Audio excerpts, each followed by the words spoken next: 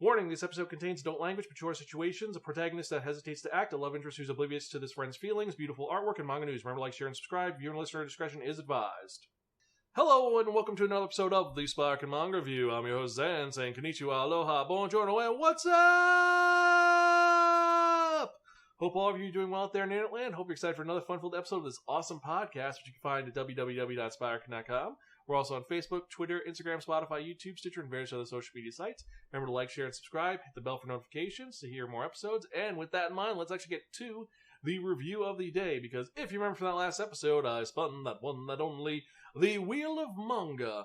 And it turned out to be that reviewing a very interesting manga, a unique manga, a manga which is a different shoujo than I expected.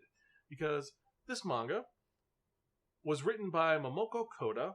And it's almost an autobiographical manga. She says, this happened to me. No, really, it did. But it didn't, because it's very different. But this was published by Shueisha, and it's brought over by Yen Press, meaning it's not a Shonen Jump series. The original run for this was November 2010 through 2013.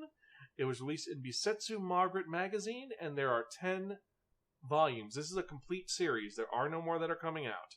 And the demographic is shoujo, and it is a romantic slice of life series that is known simply as No Longer Heroine. And this story is very different and kind of a cool concept, but let me actually get into it in a very different way because this is a shoujo manga. So once upon a time, a young girl was a vibrant freshman high school student who had a long time standing crush on her best friend, a very aloof man that she loved with all of her heart, but despite her deep feelings for him, she was content with being his friend and supporting him from the sidelines, with the hopes that eventually, once he got past all these random girls that he would date and fall in love with, she would be there waiting for him and they would get together because she's the main character of this story. However, everything changed one day when a new young girl appeared, an awkward young girl who's very shy, and after she defends him and he defends her, they end up dating. Oh no, what's going to happen with this young girl whose feelings at first like, oh, this is just another one of his flings. He won't fall in love with her. But he notices the little things about her. And she notices the things that only this young girl, our main character, notices. So our main character is determined to break them up and make her childhood friend realize his very true feelings for her. There's only one problem, though. After a bit, it doesn't work. She ends up saying, you know what, I'm going to deny my feelings. I'm going to go out with someone else. And goes on a date. It goes horrible. He shows up there to help her out, to help her. And she finally confesses her feelings to him, that she loves him and cares about him. Unfortunately, these feelings are not returned. They're given up. They're told that, I don't like you that way. And he ends up retracting, and she's lost everything. She faces her fear and rejection and heartbreak because she put herself out there finally. She said, I'm not the supporting character. I am the hero. I am going to do this, and this will work out for me. And unfortunately, she got shot down. And this is the story of how a young girl fixes her story and makes herself who she needs to be. So our main character is Hatori Matsusaki. She is a very impulsive, colorful, and kind of bombastic character who is stupidly in love with her best friend, Rita Terasaki, which is really weird for his name to be Rita. And as I said, he ends up falling in love with Miho Adachi, who is this girl with glasses that he saves from two bullies, and then she is the perfect heroine. She's this awkward loner who ends up opening up because of Rita's encouragement, changes her glasses for contact, starts being more outgoing, but is the person that when Hatori starts talking about all the other girls that Rita has dated, Adachi says straight up, I don't care. If he wants to go out with someone else, that's fine because I love him and I want him to be happy.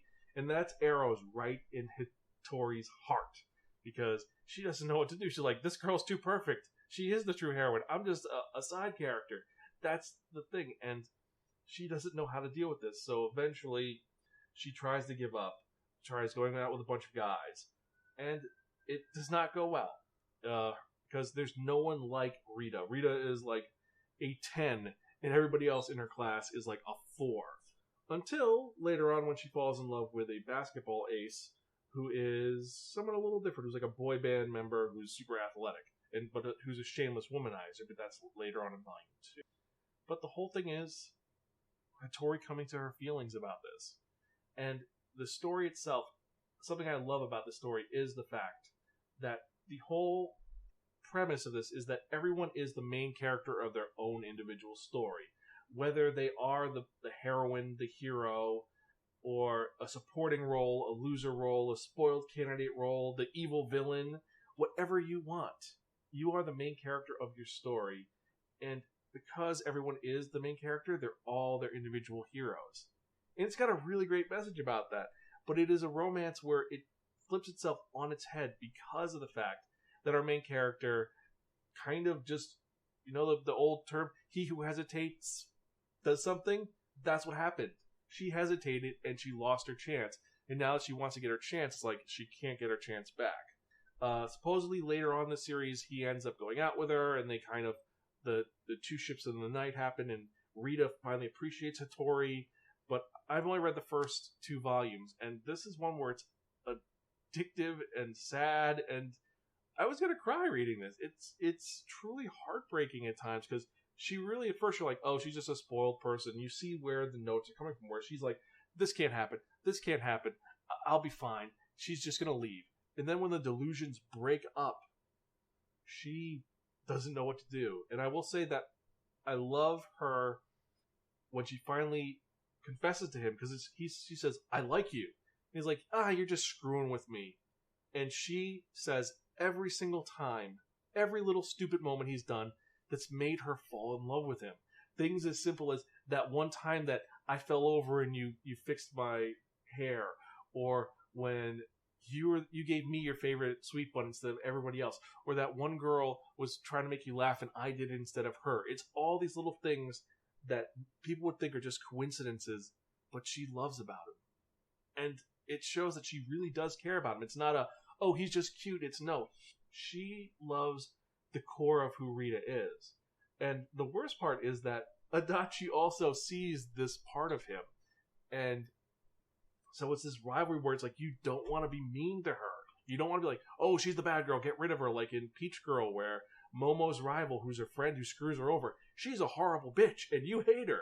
This isn't that. Adachi's a nice person, and it just, you don't want something bad to happen to her. You don't want something bad to happen to Hatori. It's like you want Hatori to do well after it. It's this very hard moment. And you don't know what to do. You don't. And after the confession, he leaves, and he's avoiding her, and she's going crazy because she's like, I haven't been to school in 2 weeks. I can't see him, because if I see him, I'm going to feel horrible because he doesn't love me. Because he pretty much walked away when she says, like, I can't do that. Walked away, then came back, and because he missed his train, paid for her ride to go home. And she's like, but wait, I want to be with you, but. So it's kind of this weird mixed signals that she doesn't know how to interpret. So she's confused by this. She's worried about this, and she doesn't know what to do. And eventually, Adachi is the one that tells him to get her back into life, and that's, you're going to be in my life, and that's how this is going to work, and she's not going to give this up. And that's what this manga is. It's about not giving up, not choosing to let the fates happen. And for the design, it's really well done. It's a very simple cover. As you can see, it is just Adachi on the front, then you have Rita on the back. It says the whole synopsis with lines, and it looks really good. It's one of Yen Press's better releases in a while, and this is one where the art varies very much, because at some points it is that very shoujo-y, flowery style. But then on the other hand, you have the scenes where these thugs come to bother Adachi, and the thugs look like Hakuto no Ken villains. Just out of nowhere, they're like these evil thugs, like, yeah, we're gonna kick your ass, aren't we? Ha ha ha ha.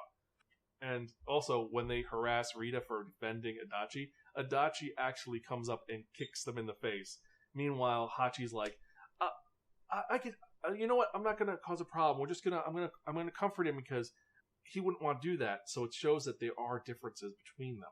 They're not the same. And for the reasons of her hesitating, it's why Adachi has the advantage in this situation. So the story is well done, the characters are very fleshed out, and it takes a nice spin on the basic, this is a shojo trope.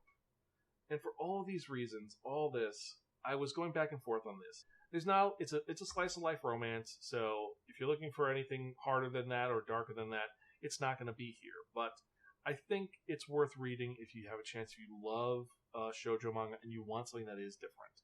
And for that reason, I was putzing about, but I think that this manga is going to be our second highest rating, which is Borrow from a Friend and Don't Return Unless Offered Pocky.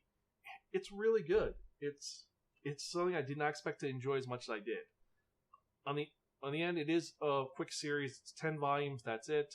But if you're looking for anything of substance or anything else with that, I don't think you're going to enjoy this.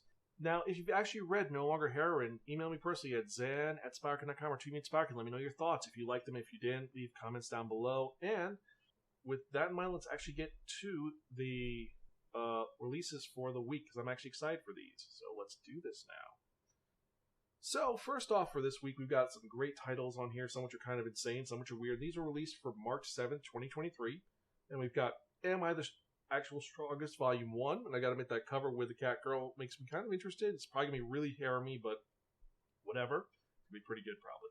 Next we have, As a Reincarnated Aristocrat, I'll Use My Appraisal Skills to Rise in the World, Volume 4. Is it gonna be good? Not sure. We have Ayashiman, Volume 1. This series has got a lot of buzz behind it, and I'm excited to see what this is about. It might be good, it might be terrible, but we'll have to wait and see. But let's go on. Black Clover, Volume 32. Blue Box, Volume 3. Didn't I say to make my abilities average in the next life? The light novel, Volume 15. Free Life Fantasy Online, Immortal Princess, Volume 3, the manga. Ghost Reaper Girl, Volume 4. The Grandmaster of Demonic Cultivation, Modozushi, the manga/manhwa/comic, Volume 1 has finally been released. I think this is a Barnes & Noble's exclusive, not entirely sure though. Very popular though. Then we have His Majesty the Demon King's Housekeeper, Volume 3. I Was Reincarnated as the Seventh Prince so I could take my time perfecting my ability, Volume 4. Imakoi, Now I'm in Love, Volume 5. Kakario, Bed and Breakfast for Spirits, Volume 8. Kubo Won't Let Me Be Invisible, Volume 6. Magus of the Library, Volume 6. Mushoku Tensei, Jobless Reincarnation, Volume 16. My Clueless First Friend, Volume 1. Now, this one's another one that's got a lot of buzz behind it. Supposedly, the anime is going to be released on Netflix and Crunchyroll, and it looks kind of cringy, but in a good way, so we'll have to wait and see how this series is. Then we have Orange to You, Dear One, which is the final sequel to the Orange Saga. So if you like the series Orange, definitely check this one out. Rise of the Outlaw Tamer and His Wild S-Rank Cat Girl, Volume 1. Shaman King Omnibus 12, Volumes 34 to 35. Superheroes, Volume 10. The Ancient Magus Bride, Volume 17. The Elusive Samurai, Volume 5. The Strange Adventures of a Broke Mercenary, the light novel, Volume 7. The World's Fastest Level Up, Volume 2. Yakuza Reincarnation, Volume 5. Yokai Cats, Volume 3. Yona of the Dawn, Volume 3. And that is all of the manga for this week. So which one are you most excited about? For me personally, I was excited about Yokai Cats, Volume 3. World's Strongest Level Up. Elusive Samurai. Orange to You, Dear One. Rise of the Outlaw Tamer seems kind of interesting in a weird way. We'll see. My Clueless First Friend. Ghost Reaper Girl. And then Ayashiman. Those are the ones I'm most excited about. So which ones are you excited about? Let me know. Email me personally at Zan, that's xa@spiraken.com, or tweet me at Spiraken. Let me know your thoughts.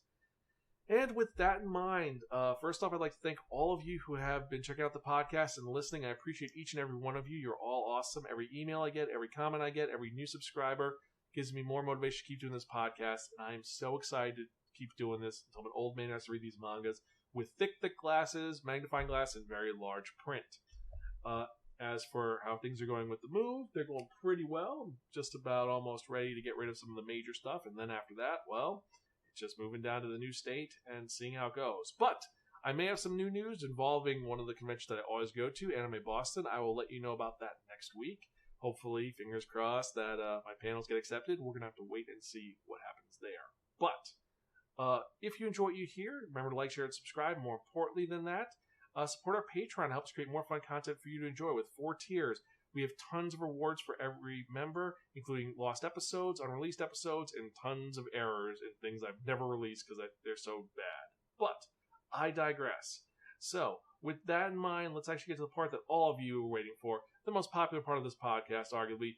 And what are we talking about? We're talking about that one, that only, the Wheel of Manga! Yes, friends, the Wheel of Manga, except no substitute. And what is the Wheel of Manga? The Wheel of Manga is a Wheel of Fortune with 10 slots on it. And what I've done is I've assigned a manga title to each of the 10 slots. So what we're going to do is spin the Wheel of Manga. Whatever number it lands on, the manga that's in that spot is the one we're going to review in the next episode of the Spiraken Manga Review, episode 510. Yes, we are 510 episodes into this podcast as of next week. Crazy, right? I'm excited. I've done 10 episodes that are video. Do you like these? Do you not? Email me personally or comment below on if you want me to keep doing these video podcasts like this, or do you prefer the audios, which I've been doing forever and I'll still do till I'm an old man. But anyway, let's spin so we're going to review in the next episode, shall we? I'm kind of excited to see what happens. We're going to have to wait and see what happens. As long as it's not 5, I will be in a very good mood. Number 3. So, in the next episode, I'm going to be reviewing Rainbow Days. What is it about? I'm not sure, but I'll find out. So anyway, I hope you enjoyed this episode. You're all awesome and amazing. I appreciate each and every one of you. Thank you so much for listening. And as usual, I am your host, Zan. I'm Gonzville. Catch you guys next time, and keep reading manga. See you.